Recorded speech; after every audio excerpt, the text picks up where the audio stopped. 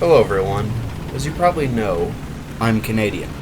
And because I'm Canadian, it is my God-given right to ask for Canadian-produced vehicles in War Thunder. And I decided to take it upon myself to create a mock-up for ground and air branches for the British tech tree. The first part will focus on aircraft, and the second will focus on tanks. Before we begin, I know there's a whole debate about whether or not Canadian vehicles should be in the American tech tree due to geographical reasons, or the British tech tree due to historical reasons. I prefer Canada being in the British tech tree due to the British tree having most of the vehicles Canada has used, as well as including researchable vehicles from Canada. So if you wanted to compose a Canadian lineup, you would have better options with the British. Now with that out of the way, let's begin. For rank 1, we have two aircraft, one being an original design from Canada, and the other being a modified design from the United States. The first is the FDB-1. This aircraft was a planned design developed in the 1930s by a Canadian car and foundry. This was meant to be a replacement for the Grumman FF, which was being produced by CCF at the time. The FDB-1 is a pretty standard biplane, with a top speed of 420 km per hour and a cruise speed of 303 km per hour. It had a climb rate of 8.47 meters per second and an armament of two 13mm machine guns, and was able to carry two 56-kilogram bombs. If I were to compare this aircraft to one already found in War Thunder, it would be the Gloucester Gladiator. Both perform very similarly, and both have a similar armament, with the FDB having the added bombs.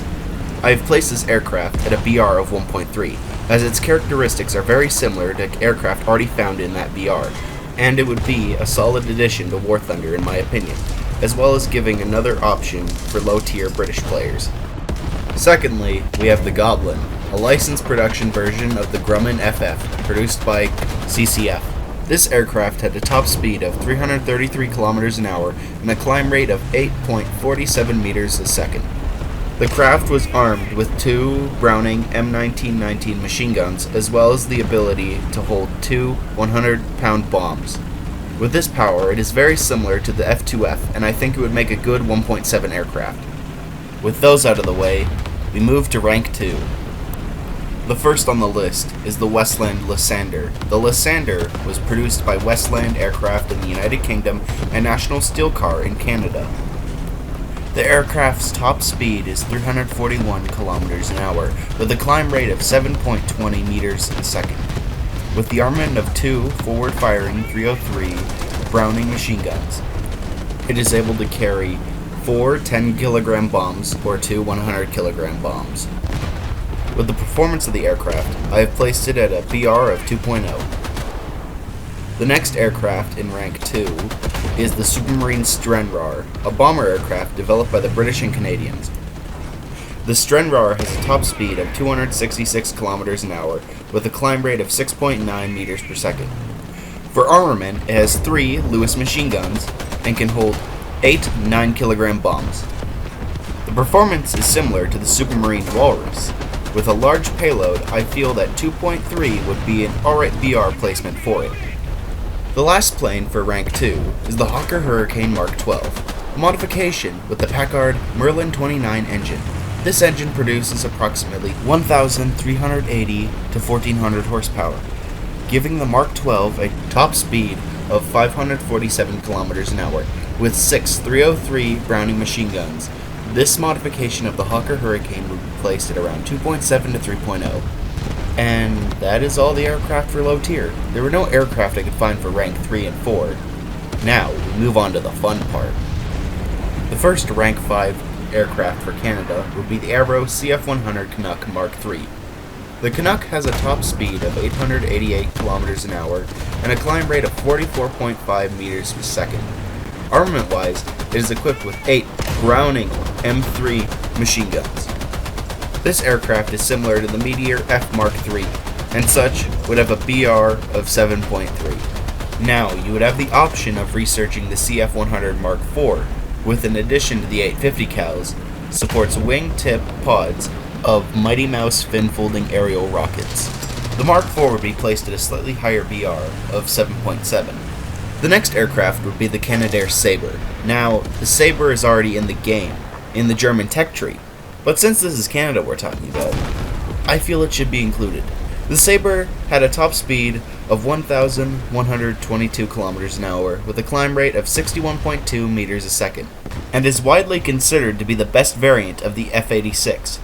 The armament includes 6 M3 Browning machine guns and is capable of carrying a variety of rockets, bombs, and missiles. This aircraft would be a rank 5 vehicle, but would still have a BR of 8.7.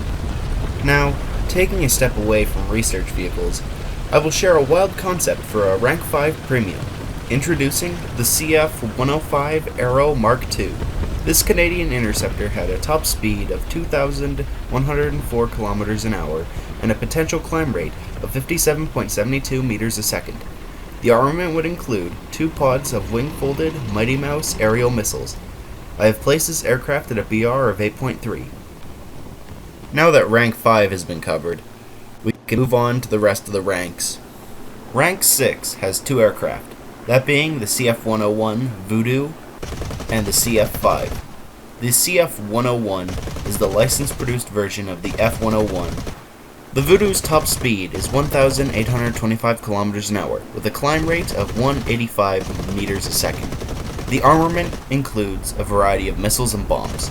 The BR I give this is between 10.3 and 11.0. The CF-5 is the Canadian production variant of the F-5 Freedom Fighter. The craft's top speed is 1,575 kilometers an hour, with a climb rate of 175 meters per second. Armament includes 2 M39 cannons with a variety of rockets, bombs, and missiles. This plane would be placed at a BR of 11.0. Finally, we have rank 7, with only 1 aircraft, that being the CT-155. The CT-155 is the designation given to the British BAE system Hawk. The top speed of the Hawk is 1,028 kilometers an hour with a climb rate of 47 meters a second. The armament includes 1 Aden cannon and a variety of missiles.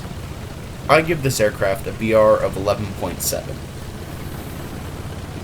So that is part 1 of my Canadian branch for the British tech tree. Part 2 will focus on ground forces. If you have any ideas for a better BR placement, then feel free to tell me in the comments. With all that said, thank you for watching, and I'll see you around.